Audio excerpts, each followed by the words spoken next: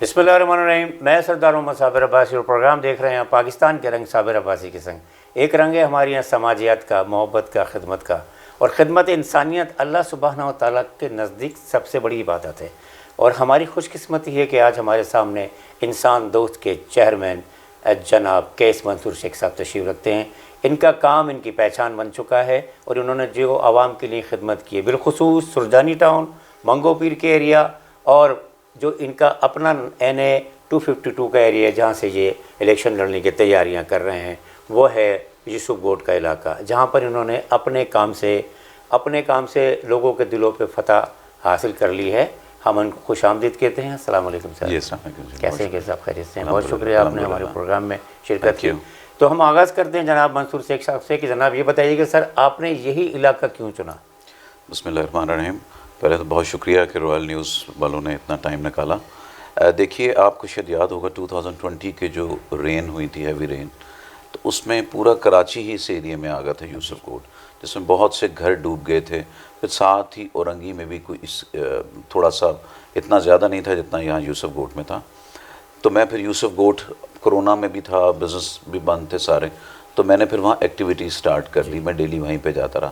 ہمارا انسان دوست گروپ جو ہے بیسیکلی سندھ میں ہوتا ہے، لیکن جب میں نے یہاں پہ کنڈیشن دیکھی، لوگوں کے گھر ڈوب گئے، فرنیچر تباہ و برباد ہو گئے، الیکٹرانکس تباہ و برباد ہو گئے، بے روزگار ہو گئے، کسی کے پاس کچھ کھانے پینے کو نہیں تھا، اور اس کے علاوہ گھر میں رہنے کی جگہ نہیں تھی.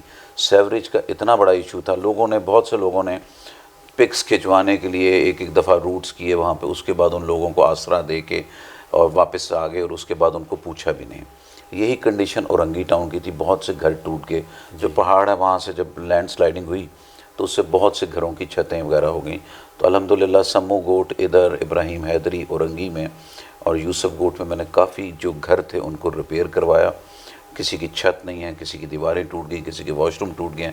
جو طوفانی بارش میں ڈیمیجز تھے، الحمدللہ اپنی مدد آپ کے تحت یہ سارا کام کرا ہے. پھر جب آپ کسی بھی علاقے میں سردار صاحب جاتے ہیں نا، اور کوئی بھی آپ بھی چاہیں تو کوئی اچھا کام کرتے ہیں، تو وہ علاقے والوں کی آپ امید ہو جاتے ہیں. جی بالکل. تو وہ جب ان لوگوں نے میرے سے ایکسپیکٹیشن کی تو مجھے اچھا نہیں لگا کہ میں دوبارہ نہ جاؤں. تو پھر وہاں پہ بہت سے لوگوں نے مجھے اپروچ کرنا شروع کیا، ہمارے یہ پرابلمز ہیں، یہ پرابلمز ہیں، اور ڈفرینٹ جب پرابلمز بتائے تو پھر میں اس ایریے کا ہو گیا. پھر میں نے اس کے لیے سٹارٹ میں DC آفس بہت تک گیا، بہت دفعہ گیا، کمشنر آفس گیا، اور سعید غنی صاحب کے پاس گیا، ناصر شاہ صاحب کی طرف گیا، اور ابھی آپ ان لوگوں کو بہت میں نے ریکویسٹ کی اس ایریے کے کام کا، لیکن کوئی سنائی نہیں ہوئی. بس اس وقت کا ٹائم تھا کہ فوٹو سیشن کے لیے چلے گئے کہ جی ہم لوگ پانی والی جگہ میں گئے. اس وقت سے لے کر آج تک صرف 5% کام ہوا ہوگا. اور آپ نے دیکھا ہوگا کہ ہم لوگوں نے ایک پروٹیسٹ کیا تھا KMC میں بھی، مرتضیٰ وہاب صاحب کا. مرتضیٰ وہاب صاحب نے ہم سے اس سے پہلے ایک کمٹمنٹ کی تھی. اگست ہم نے ایک پروٹیسٹ کیا تھا اسی لیے کہ یہ کام ہو جائیں. تو مرتضیٰ صاحب نے جو کمٹمنٹ آنر نہیں کی تو ہم نے پھر ان کے اگینسٹ ایک پروٹیسٹ کیا، جس میں ہم نے KMC بلڈنگ کے باہر کیا، اور ابھی تک انہوں نے کوئی کمٹمنٹ آنر نہیں کی. اور مجھے افسوس یہ ہوتا ہے کہ وہ صرف اپنے حلقے میں، جو ان کا حلقہ ہے جہاں سے وہ الیکشنز عمران اسماعیل صاحب کے خلاف ہارے تھے، صرف ان کی کنسنٹریشن زیادہ تر 90% اس ایریے میں ہے. اور میں حیران ہوں، سندھ گورنمنٹ کہتی ہے کہ ان کے پاس فنڈ نہیں ہے، اور ایک ایسے شخص کو اتنا فنڈ دے دیا گیا جو ایک MPA بننے کے لیے کھربوں کا فنڈ اس کے پاس اور اربوں روپے ایک حلقے میں لگا رہا ہے. اگر اس طریقے سے الیکشنز جیتنے کے لیے کر رہے تھے، بہت اس ملک کے ساتھ، اس کراچی کے ساتھ بہت بڑی زیادتی ہے. ناظرین، ایک چیز ہم نے دیکھی یوسف گوٹ کے حوالے سے کہ وہاں پر سیوری سسٹم ہی نہیں تھا. کچھ گلیوں میں جہاں ایک خاتون تھی محترم، بہت زیادہ عمر کی تھی، ان کا ہم نے ایک ویڈیو دیکھا تھا کہ ان کا گھٹنوں تک گٹر کا پانی جمع تھا، اور اسی میں وہ رہ رہی تھیں، اسی میں وہ کھانے پکا رہی تھیں، اور ان کی زندگی ایک طرح سے بہت مصیبت کی زندگی تھی. انسان دوست کے چیئرمین کیس منصور صاحب نے جا کر اس کو سنبھالا، مکان بنایا، اور ان کو اس کی خوشی دی. تو اس طرح کے یہ کام کر رہے ہیں. اچھا سر، یہ بتائیے کہ NA 252 کا جو علاقہ ہے اس میں کتنے ووٹرز ہیں، اور اب تک لوگوں کا رسپانس کیا آ رہا ہے؟ دیکھیں، اس میں جو NA 252 ہے اس میں منگو پیر بھی آ جاتا ہے، اورنگی کے گلشن بہار، گلشن ضیاء، یہ بھی آ جاتے ہیں. یوسف گوٹ کے ساتھ صدیق گوٹ ہیں، کافی گوٹ آ جاتے ہیں. نیئر اباؤٹ 3,50,000 ووٹرز ہیں.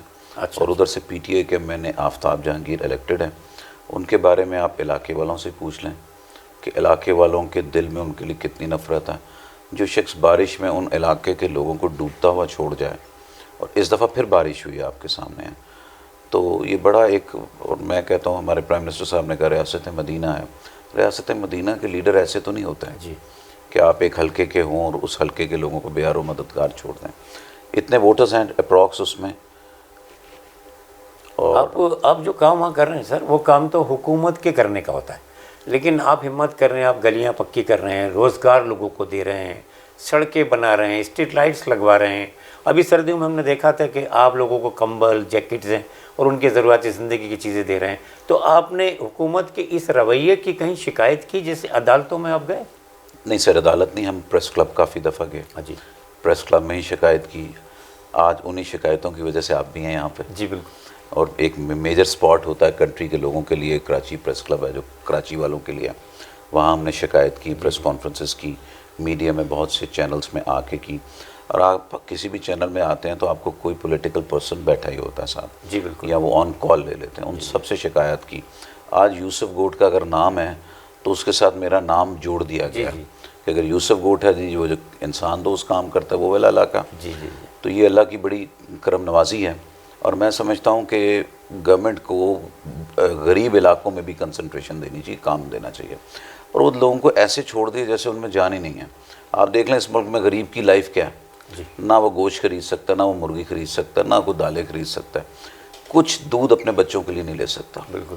اب آپ بتائیں، اور پھر وہاں کے جب فنڈ ریلیز ہوتے ہیں تو ہمت ہے ایسے لوگوں کی جو فنڈ لیتے ہیں، کس کے کھا جاتے ہیں فنڈ؟